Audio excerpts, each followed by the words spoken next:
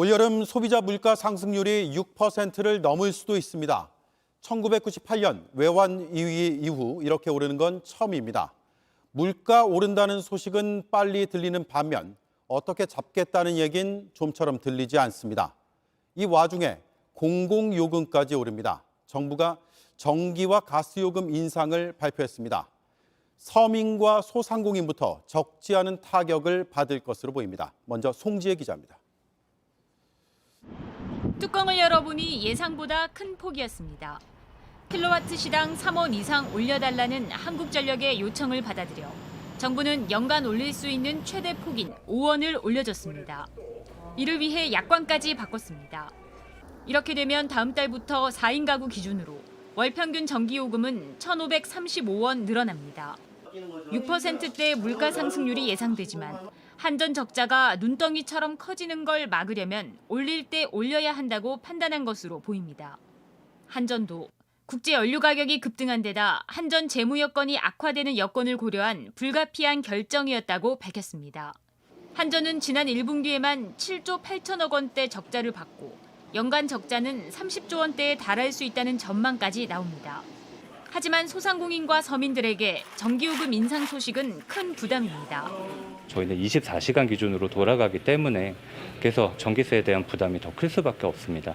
이게 단도 뭐 몇만 원이 됐건 얼마가 됐건 무엇이 됐건 지출이 늘어난다는 부분이 상당히 크게 압박으로 적용을 하고 있습니다. 다음 달엔 전기요금뿐만 아니라 도시가스 요금도 7% 넘게 오릅니다. 전기요금과 합치면 4인 가족 평균 한 달에 3,750원 넘게 더 내야 하는 셈입니다. 이걸로 끝이 아닙니다. 연말까지 전기와 가스요금이 더 오를 가능성도 배제할 수 없습니다.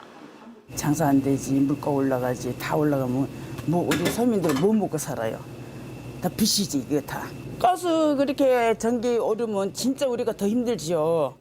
정부는 일단 취약계층 부담을 줄이기 위해 올여름 전기요금 복지 할인 폭을 40%로 늘리기로 했습니다. JTBC 송지혜입니다.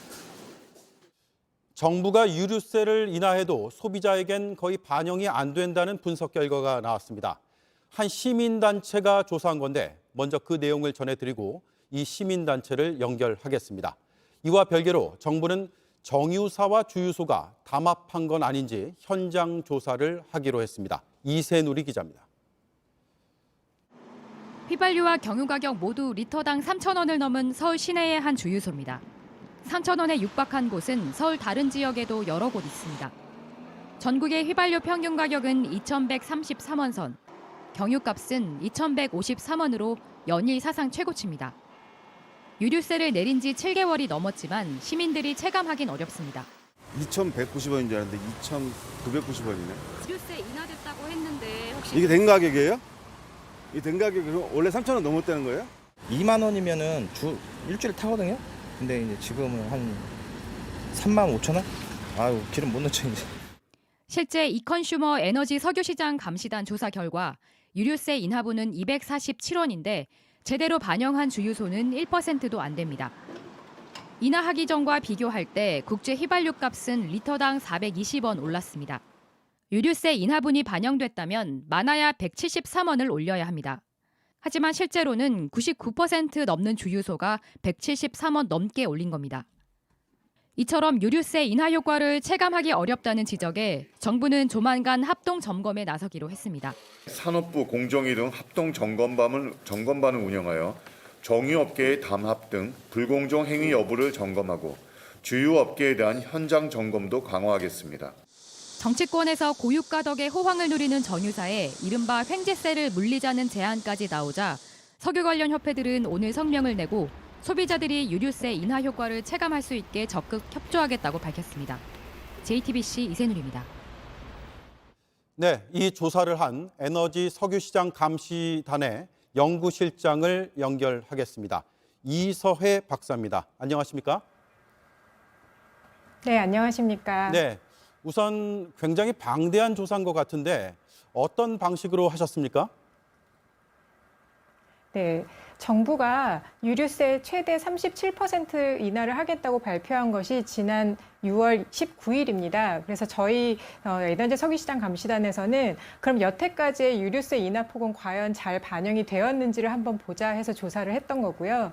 작년 2021년 11월 12일부터 유류세를 내렸기 때문에 2021년 11월 11일 기준으로 지난 6월 18일까지 국제 유가가 얼마나 올랐는지를 일단 저희가 가격을 분석을 했고요. 거기에 방금 말씀드렸던 것처럼 유류세 인하분을 계산을 해서 적정하게 그럼 국제 휘발유, 국내 휘발유 가격과 경유 가격이 어느 정도 오르는 것이 적절한지를 본 후에 전국의 주유소를 일일이 가격 변화를 비교하여 분석하였습니다. 예. 그러니까 그 기름값이라는 게 세금이 있고요. 네. 원가가 있고 마진이 있는데 네. 그 세 개를 바탕으로 해서 시기별로 주유소별로 다 따져봤다 이렇게 생각하면 되겠습니까? 네, 맞습니다. 네. 숫자가 놀라운데 유류세 인하를 반영한 주유소가 100곳 중에 한 곳도 안 된다는 거죠. 네, 물론 이것이 이제 그 국제 가격이 계속 변동을 하기 때문에 저희가 그동안 계속 분석한 결과로 이 결과가 계속 유지되었다라고 볼 수는 없지만 지금 이제 결과에 나타나는 것처럼 국제 가격이 올랐을 때 정유사와 주유소가 유류세를 인하했음에도 불구하고 그보다 조금 더 올렸다는 것이 결과로 나타나고 있습니다. 네. 앞서 보셨던 것처럼 휘발유 경유는 0.75% 정도밖에 안 되고요. 경유는 더더군다나 0.35% 정도만 적정하게 가격을 올린 것으로 나타났는데요. 사실 이제 정유사와 주유소가 뭐 국제 가격을 반영하는데 또 유류세 인하를 반영하는데 시간이 걸린다라고 했지만 이것은 분석 기간이 7개월이 넘기 때문에 사실 그런 부분은 모두 그 말이 안 되는 얘기고 지금 결국은 국제유가 상승분에 국제유가 상승할 때 정유사와 주유소가 가격 정책을 좀 더 올리는 가격 정책을 썼다 이렇게 볼 수 있을 것 같습니다. 네. 사실 소비자들은 정유사나 주유소가 얼마나 마진을 남기느냐 이게 궁금하지만 잘 모르죠. 그런데 이번 조사 결과를 보니까 네. 대략은 짐작은 할 수 있을 것 같습니다. 특히 경유에서 마진을 더 네. 남긴 걸로 보이죠. 네, 맞습니다. 사실 코로나19로 국제유가가 좀 급락했을 때 정유사에서 경유의 마진을 좀 대폭 올렸었습니다. 그것이 2020년 5월인데요. 사실 그때는 정유사가 좀 마진이 많이 낮아서 힘들었기 때문에 그렇게 책정했을 수도 있지만 이후에는 다시 마진이 좀 돌아왔었어야 되는데 그렇게 높은 마진을 지금까지 계속해서 유지를 하고 있습니다. 코로나 이전에는 경유의 마진이 리터당 약 한 49원이었 정도라고 하면 제가 말씀드린 2020년 5월 이후에는 약 95원까지 경유 마진을 거의 2배 정도 올린 것으로 나타났는데요. 특히나 화물 차량이라든지 이런 사업용 차량이 경유가 많은 만큼 좀 그런 분들의 아무래도 부담이 좀 계속 크게 남아 있는 것 같습니다. 네. 정부도 조사를 시작하기로 했습니다. 정유사들의 담합 가능성도 거론이 되는데 정부에 이러한 걸 좀 더 강력하게 조사해달라 이렇게 촉구할 내용이 있습니까? 제가 방금 말씀드렸던 것처럼 사실 경유 마진이 이렇게 오랫동안 더 높게 유지된 부분이 있었는데 사실 정부에서 그동안 그런 부분에 대해서 좀 먼저 조사를 하고 정유사에게 좀 협조를 구했었으면 좋았을 텐데 그런 부분이 진행이 되지 못한 게 좀 아쉬워서 이번 기회에 좀 그 부분이 시정이 되면 좋겠고요.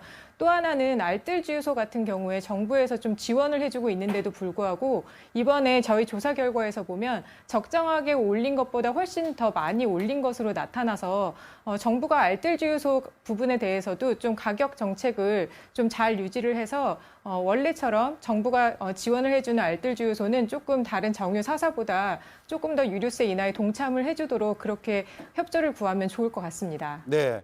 소비자 입장에서 굉장히 힘듭니다. 그래서 국회에서는 유류세를 더 내리자, 정유사에 이른바 횡재세를 매기자 이런 대책들이 거론이 되는데 효과가 있을 것 같습니까?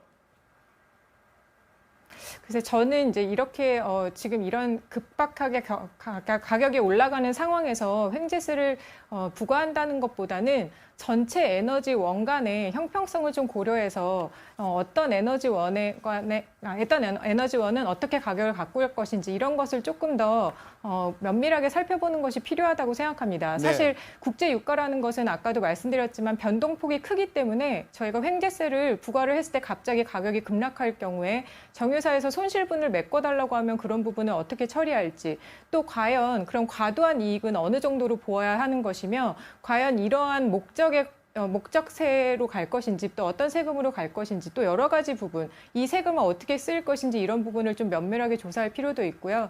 저희가 탄소 중립으로 결국 가야 되는데 앞서 말씀하셨던 것처럼 지금 전기요금, 가스요금이 다 오르는 만큼 전체적으로 전기, 가스, 석유 이렇게 가격을 다 놓고 가격을 어떻게 정책을 갖고 할 것인지 이제는 한번 좀 체크해 볼 때가 된 것 같습니다. 네, 알겠습니다. 오늘 말씀 여기까지 듣겠습니다. 이서해 에너지 석유시장 감시단 연구실장과 얘기 나눴습니다. 고맙습니다. 네, 감사합니다. 네. 자, 그리고 정유사와 주유소 쪽에 반론이 있으면 추후에 또 전해드리겠습니다. 중소기업의 고통도 이루 말하기가 어렵습니다. 저희가 다녀온 공장에선 문 닫을 판이라는 얘기가 나왔습니다. 수입 원자재 값이 1년 사이에 40% 뛰었기 때문입니다. 장서윤 기자입니다. 원유에서 뽑아낸 에틸렌으로 비닐을 만드는 공장입니다. 40년 가까이 이 공장을 이끌어온 사장 A씨는 요즘이 가장 힘들다고 말합니다. 원자재 값이 오른 영향이 큽니다. A씨가 사들이는 원료 가격은 1년도 안 돼 톤당 53만 원, 40% 넘게 올랐습니다. 국제유가가 뛴 상황에서 글로벌 공급난과 환율까지 가격 상승을 부추겼습니다. 그런데 원청에게 받는 납품 단가는 거의 오르지 않았습니다. 시청에 납품하는 종량제 봉투 가격도 그대로라고 합니다. 정부조차도 지금까지 아직 가격을 갖다가 올려주지 않고 있는 단계입니다. 지금 생각하고 있다 이런 정도로. 보통 1, 2년 단위로 계약을 맺는데 일감을 받는 하청업체가 가격을 올려달라고 먼저 말하기 어려운 게 현실입니다. 한 번에 무슨 한 30% 올랐든지 그랬으면 가격이 반영이 됐을 텐데 다달이 한 달 걸러 이렇게 올랐거든요. 아니면은 거래처 바꾸겠다 이런 데도 있고. 조사에 따르면 원재료 가격은 지난해보다 평균 47.6% 올랐는데 납품 단가는 10.2% 오르는 데 그쳤습니다. 재료별로는 석유화학 54.3%, 금속 52.5%, 펄프 31.4%씩 올랐습니다. 중소기업계는 원자재 가격 상승분을 자동으로 납품 단가에 반영하는 연동제를 요구합니다. 원자재 값 부담을 대기업, 중소기업이 나눠서 부담하자는 겁니다. 적정한 가격으로 납품을 해야 그 돈을 가지고 원자재를 살 건데 계속해서 악순환이 벌어지는 거죠. 원자재가가 오르면 당연히 납품 단가에 반영돼서 오르는 것이 시장인데. 여야와 정부에서도 연동제에 대한 공감대가 있습니다. 원자재값 부담이 더 커지기 전에 대기업과 중소기업의 절충점을 찾아서 제도화에 속도를 내야 한다는 게 전문가들의 조언입니다. JTBC 장서윤입니다.